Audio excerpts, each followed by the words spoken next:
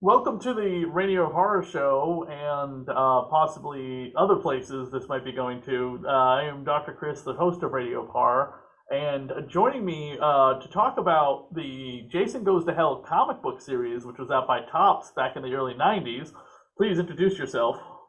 Hi, my name's Andy Mangels. I'm a comic book writer for 36, 37 years now. How did you get involved with the Jason Goes to Hell property? Were you working for Topps prior to this? It actually came from Freddy Krueger. I had been, uh, the start of my career coincided with the early parts of the Nightmare on Elm Street comic line with Marvel.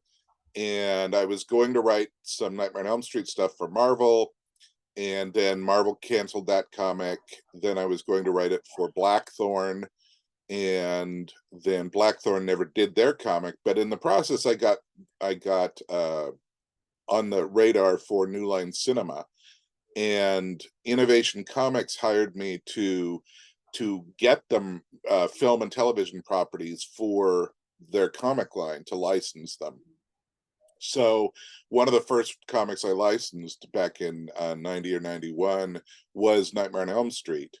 And New Line Cinema loved working with me. I used to have meetings with Michael DeLuca, who's now, one of the heads up at Warner Brothers and so forth.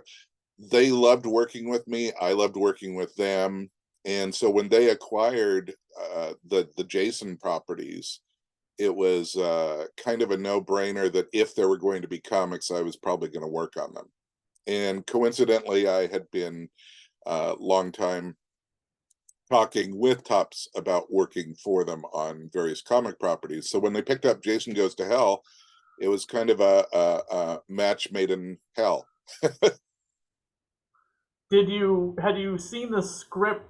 So prior to making a comic book adaptation based on a movie, you just get to see the script, right? Or do you actually get to, because the movie, usually the comic book back then would coincide with the release of the movie or come out prior to the movie to help promote the movie, right? Correct. Yeah. Understand that with licensed comics, there were two types of them. There were movie adaptations, and then there were continuing adventures. And this was meant to be a movie adaptation. And although back then there were videotapes, it's not so old that it was pre-videotapes, but still movie adaptations were popular because they were a way for fans to keep the movie in a visual sense, as opposed to just having, say, a book about it or articles about it in Fangoria or things like that, until the videotape came out. And even then, videotapes were fairly expensive back then.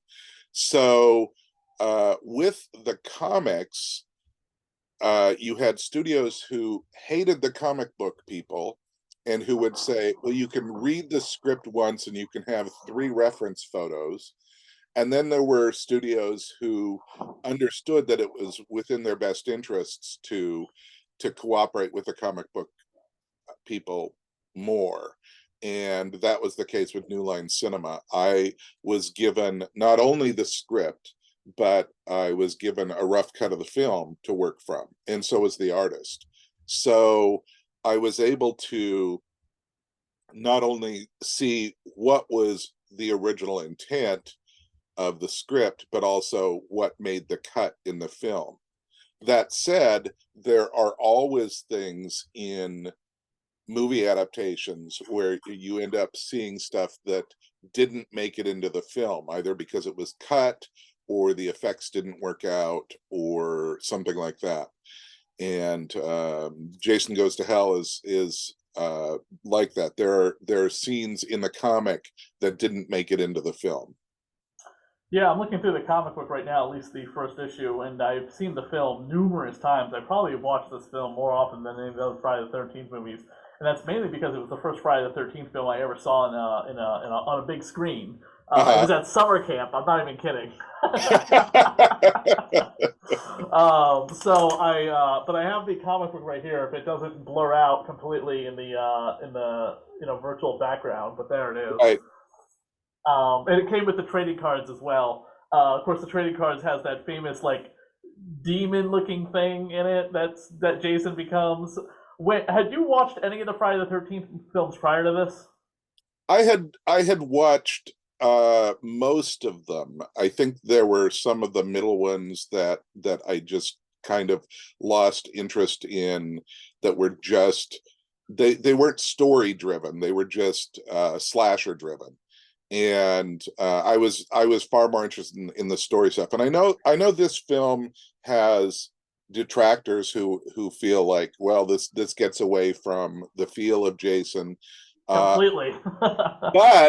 But story wise, it's a really interesting story, and there's certainly I think there's more kills in this movie than in most of them. It's like every 5 seconds somebody's dying on screen in Jason Goes to Hell. Right. I mean, So, there's definitely a variety. I think it's just the problem people have with it, and I think I've talked to Marcus about this, is that the film has there's not a lot of Jason in it, and it's the body mm, jumping thing which really threw people off, because if it was Jason and they like turned into Jason, that'd be different. I did notice in your comic book there was a lot more nudity than I remember in the film. Like yes, the scene where there's somebody in the bathroom taking a shower, and then Jason in the sheriff body comes along and kills them, or he's just standing there shaving maybe or something like that. But he's completely naked for some reason, and I'm just like, what is that? But then earlier, the niece of Jason is also nude in this or whatever. Whereas in the movie, all we see is her crying in the shower because her mom is dead, and I right, think she also knows that Jason is her uncle. And so but there's a scene of her like getting into that with her back shot, and then her getting into the shower, but we don't get any crying scene. right. Um, was that the script for the film that were supposed to be like more nude characters? Because I couldn't find in either issue the scene of the campers, unless I skipped over it. I Um, think I the think the scene in campers the are not in campers, here. The yeah, ones that try to pick up Steven by the right, road. Or no, he picks them up. Sorry, Steven picks up the campers by the road, and he's like, "Gonna go to Crystal Lake, have some premarital sex, smoke some weed," right. and that redhead's like twirling her hair, like, "Oh, why don't you come along and find out?" And they're not in the comic book, so that's something else that's very different. Well, that's where you get changes from script to screen, and then the comic books are.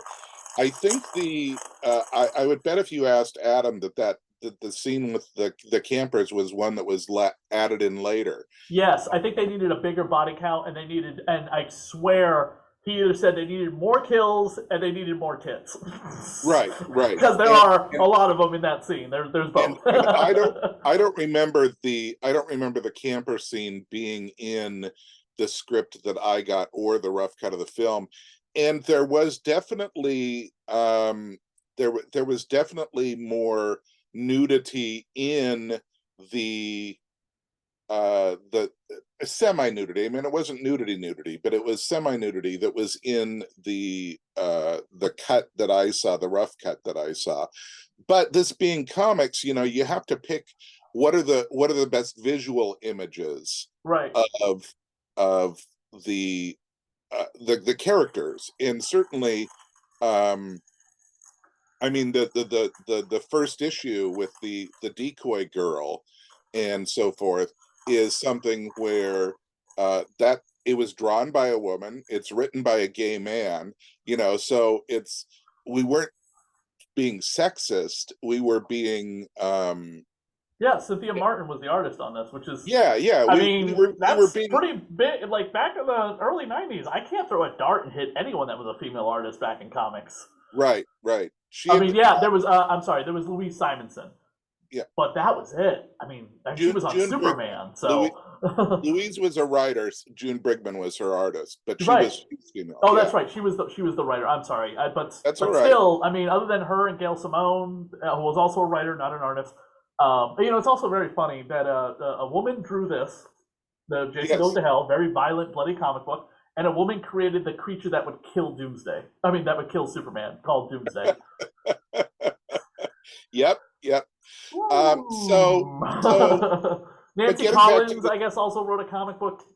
She was a writer. She wrote Swamp Thing, also right, horror related, also to yes, do with a lot of death. yeah. Yeah. Well, you get back to Mary Shelley and Frankenstein. Women have a lot to do with the horror industry. Yes, not just being the victim. But with the comic, we were doing something where we were being true to the script. We were also being true to our fans, which would maybe want a sexier shot. But I think you mentioned that I had a male character that was also semi-nude in a scene. Yeah, oh, Uh, actually, no, he's completely nude. He's standing in front of a window talking about Vicky. I think Vicky was the waitress, right? right, right. So The, that the, was the, the, the one, most badass waitress ever because she picks up that shotgun and just throws it up into her hand in right, one swoop, which I picked up a shotgun before. It's not a light weapon. So she just like pops it into her hand to blow away the Jason in the newscaster body, the boyfriend of his niece. right. Yeah, we that was one where it was like, if we're gonna have something if we're gonna have a semi-nude woman, we're gonna have a semi-nude man in there too. It's just equal rights. Right. Um, but the part of the fun for me was with those the especially the diner characters, was they were so tough. All of them were just badasses, and really some of the toughest characters in the movie. Um, which led later on. There's a scene in the comic which I just went back and watched the scene in the movie again right before we started this, to make sure like how much of it had made it onto the screen. And so in the comic book, I don't remember which exact page it is, but it's the page where the owner of the diner ends up dying. And when Leslie Jordan, playing her partner, Mm-hmm. is being killed in the deep fryer. Mm. And uh, I don't recall whether I added in the absolute filth that comes out of her mouth, or whether it was in the original script. Um, Don't repeat but it. We're going to broadcast this. So. okay, all right. But if you go back and you look at that, in the movie, there is definitely R-rated language, but it stops at a certain point, and then she gets punched in the face, and it collapses her face, and that's that for her. In the comic, she's actually, the scene is longer, and she stabs him, and there is a word balloon full of as many R-rated words as it was possible to put into a comic panel. And I wrote it. People responded to the comic, etc.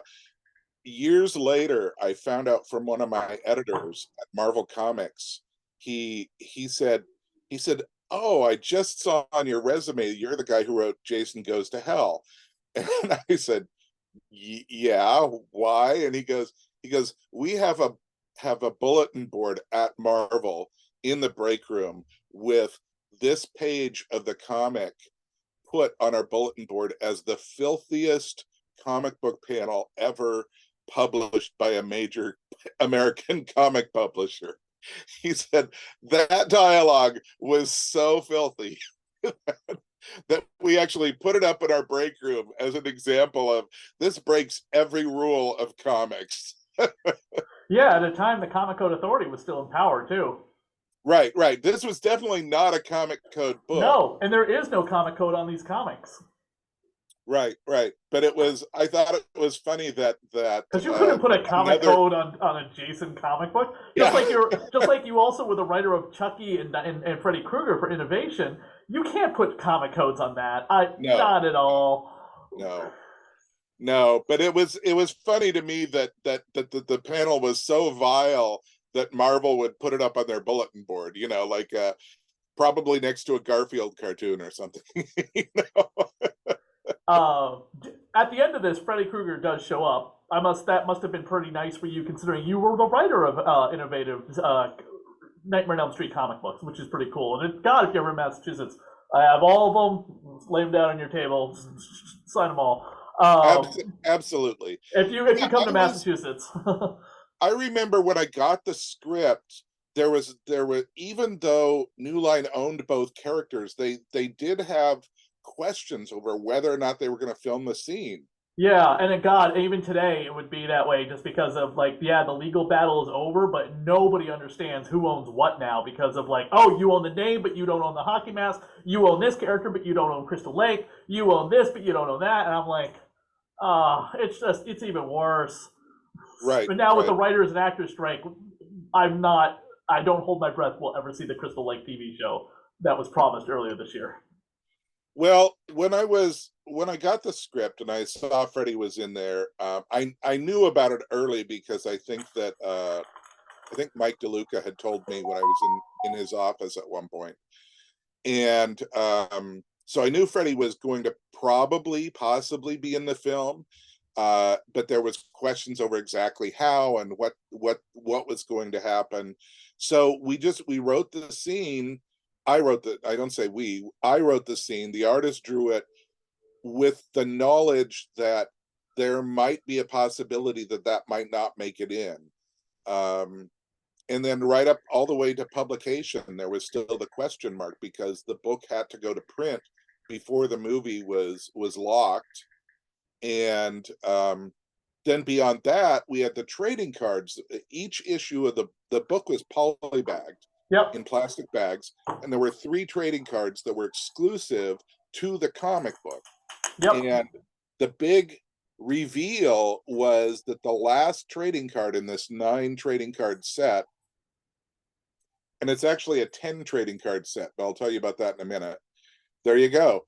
The big reveal was that the last trading card had Freddy's glove in it. Oh, okay. And I wrote the text, by the way, for those trading cards. And so it was, Here's a great question, by the way. When you write text for something that small in just a single trading card, do you get paid per card, or is it like a lump fee that you guys work out in a contract?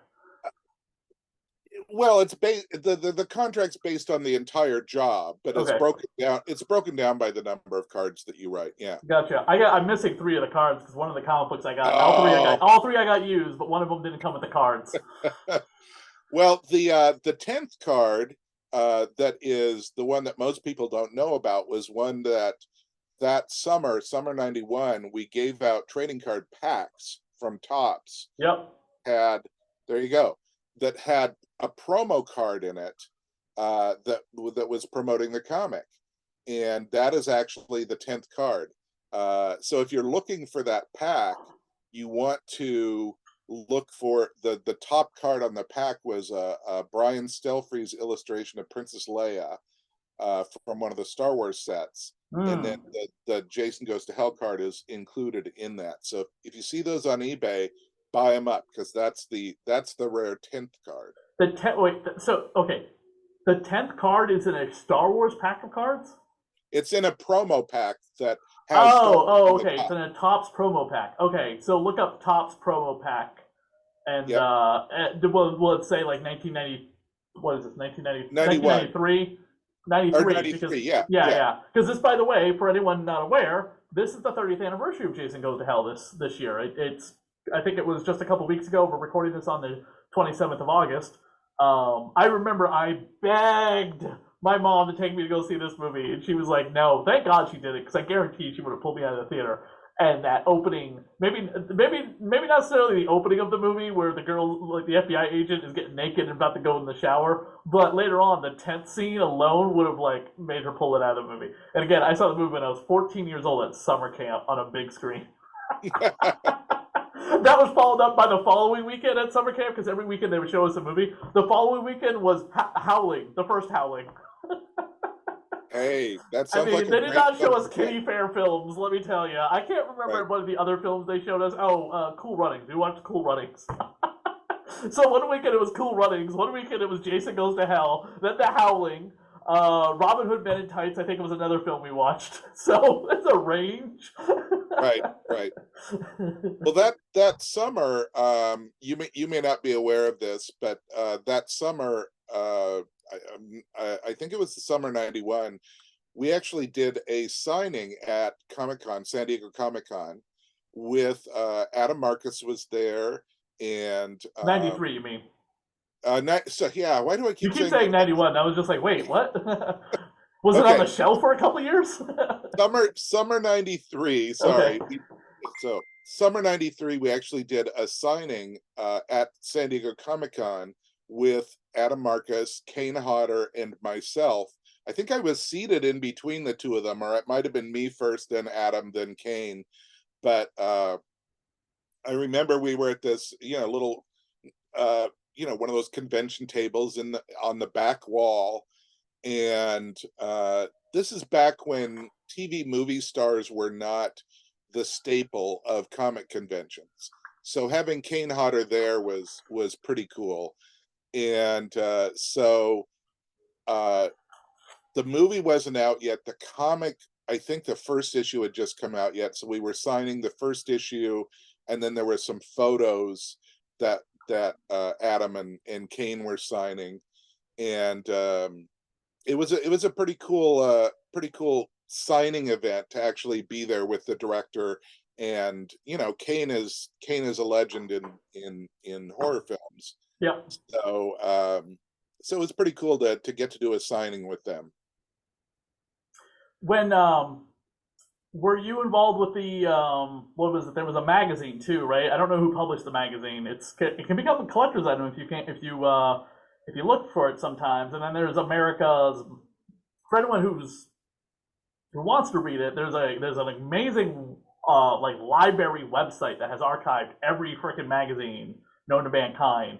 Every issue of Fangoria is on there, Wizard, and I know this magazine is on there too. So I don't know if it's considered piracy or bootleg, considering the magazines are out of publication. It's hard to Yeah, say, but um, were you it's a involved in little that? of both. Yeah, are Uh, you involved in that? Were you involved in that souvenir so magazine? the magazine was published through the same people who do Fangoria. It was published through Starlog Publications, and I was not involved with it. I don't remember if they did anything about the comic in there, because at that point, I don't remember if I was on good terms with the Starlog people or not. At one point, I used to write for Starlog, and then we had a kind of a falling out, and the editor left. Car to Angelo, shout out to Car.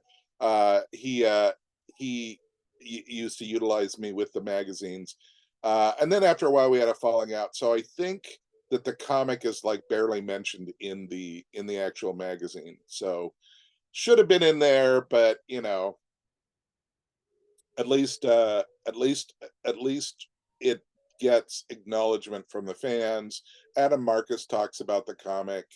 um we're friends on Facebook, um and it's nice to see the that the comic has a place in Jason history. It's not just a forgotten piece of ephemera. It's actually a part of that Jason history. Um,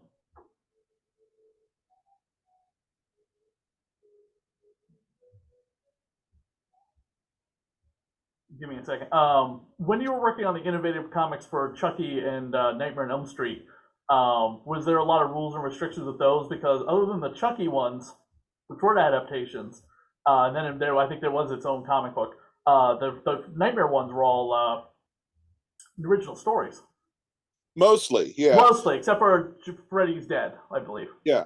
With the Nightmare on Elm Street and the Child's Play comics, they were meant to be there were miniseries that adapted some of the movies, and then there was original stories that continued past that point. And actually Topps ended up doing, if I remember right, they did an original Jason comic after that, or another company did, that was New Adventures.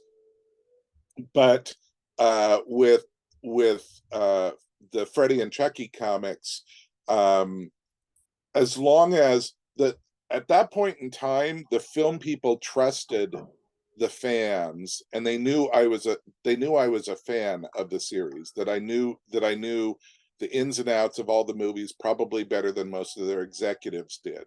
And so if I came in with an idea, we would discuss, does does this fit in? Does it break any continuity? And that was the most important thing for them. And in actuality, I ended up writing things that then became continuity in the films that followed, such as where Springwood was. Right, but I mean, It's- there's a lot of space you can throw stuff into between 1 and 2, between 2 and 3, and then between 5 and 6. There's a lot of, we don't know what happened. There's right, 3, 4, and 5 follow each other very right. closely. 1 follows 3, but 2 is always ignored for all the obvious reasons. There's a whole documentary you can go watch about it. I'm not going to explain it, but there's time to play in the certain areas, especially between 5 and 6. You know what I mean? Because they never explain how Freddy comes back after 5. He's there. Mhm. He just came back. And then that's the end of the story. But it's nice that you get to play in that wheelhouse sometimes. What's funny is that today I don't understand why we don't have. I get why we don't have Jason comics because of a lawsuit, but and there's also why we don't see any new merchandise. Everything else that's on sale has been already produced and been sitting in a warehouse, so they're just shipping out whatever product they have to stores and websites like Big Bag Toys. But I don't understand why we don't have Nightmare comics or Halloween comics or even some extent like Scream or something. We get like a Pumpkinhead once in a while, but that's it. We I don't think we've had a Chucky comic in a while. It's kind of strange that these franchises that aren't in any kind of problems with legal matters don't get them.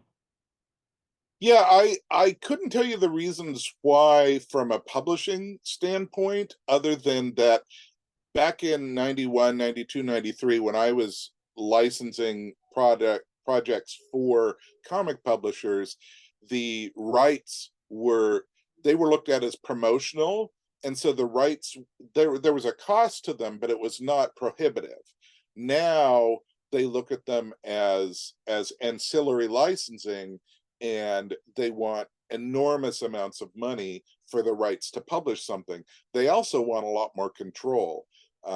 They sit and they nitpick every script, and they nitpick every piece of art, and actors have likeness rights, and Right. it becomes a whole nightmare now to do licensed comics. You can do something like Aliens or Predator where there's not likeness rights to worry about. Right. Like they're doing And a Predator crossover with somebody soon. A certain yeah, Canadian yeah, they're doing a superhero. Predator Wolverine. Yeah, and I mean, yeah, and I noticed in Jason Goes to Hell, nobody looks like the way they do in the movie, really, other than maybe Clayton Duke, just because he's got that hat, you know what I mean, and he's got very dark skin, so it's a little easier to do. But otherwise, I mean, Steven doesn't look like Steven, kind of looks like Steven or whatever. But I mean, I like the art sometimes, but I definitely feel like it was like kind of muddied, and I'm wondering if this was a rush to get it done or what it was. Yes, yes, yeah. Artistically, it was a rush.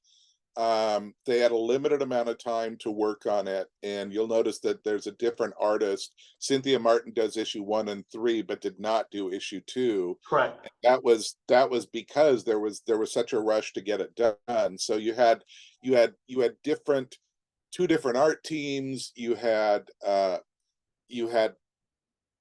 likeness rights with certain of the actors. It was just there were a lot of things standing in the way of it being. It's not a photo novel, it's No. not something where everything is going to look exactly the same. But I was, even when I was looking at the scenes earlier today, I was noticing how many of them, like, the artist chose some of the same camera angles as the film, and they just would maybe make it a little more dynamic for comic book storytelling. Correct. So, Well, hey, Andy, thank you so much for giving us some insight into Jason Goes to Hell, the Final Friday, the comic book, and writing comic books based on media properties. I really appreciate it.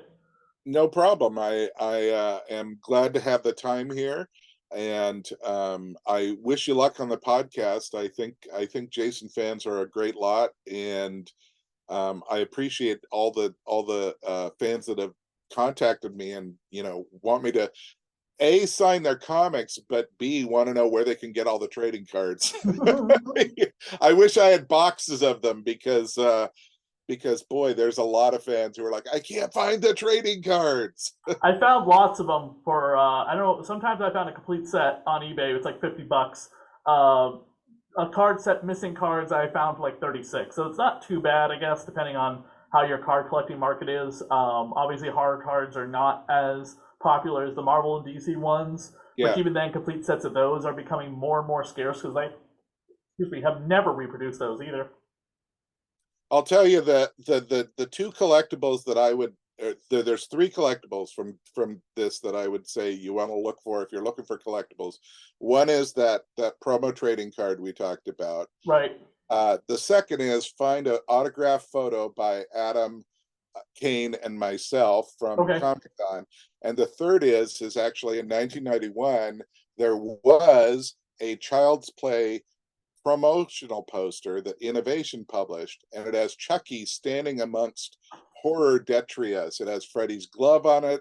It has Jason's mask on it. It's got an alien face hugger. It's got he's juggling a lamentation box from Hellraiser, and it's like Chucky is ruling horror in his comics. So those are the three things that I think you if you're a true Jason fan, you want to track down those three things. Gotcha.